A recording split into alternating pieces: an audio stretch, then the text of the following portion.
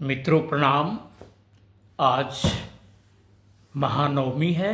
इस अवसर पर मैं सभी मित्रों को शुभकामनाएं देना चाहता हूं। और आपको ये भी मालूम होगा कि आज हमारे दो महापुरुषों का जन्मदिन भी है, जयंती भी है। उनमें से एक हैं लोकनायक जयप्रकाश नारायण जी और दूसरे हैं नानाजी देशमुख। दोनों भारत रत्न हैं और सिर्फ वैसे ही भारत रत्न नहीं है, ये हमारे लिए प्रेरणा स्रोत है, आज के राजनीतिज्ञों के लिए प्रेरणा स्रोत है और इनसे सभी को प्रेरणा ग्रहण करनी चाहिए। आज हमारे सामने सबसे बड़ी समस्या क्या होती है कि लोग राष्ट्रनीति और राजनीति में फर्क नहीं कर पाते। जब भी ऐसे लोगों का जिक्र हम करते हैं तो लोगों को नज़र आता है कि या लोग ये समझते हैं कि हम राजनीति की बात कर रहे हैं, लेकिन ऐसा नहीं है। ये दोनों महापुरुष राजनीति से जुड़े हुए थे, लेकिन इनकी राजनीति का उद्देश्य सत्ता प्राप्ति नहीं थी। सत्ता प्राप्ति के लिए होड़ मचाना नहीं था। अरे इनको तो पद मिल रहा था। जवाहरलाल नेहरू ने लोकनायक जयप्रकाश नारायण को मंत्रिमंडल में लेने की बात कही थी, उनको ऑफर दिया था, लेकिन जयप्रकाश नारायण ने उसको स्वीकार नहीं किया।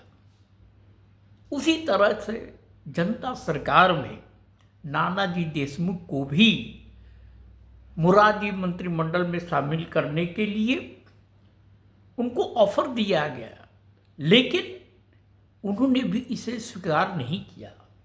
इन दोनों महापुरुषों का यह मानना था कि भाई देखिए, ऐसा नहीं है कि समाज में परिवर्तन लाने के लिए राजनीति के शिखर पर ही चढ़ा जाए।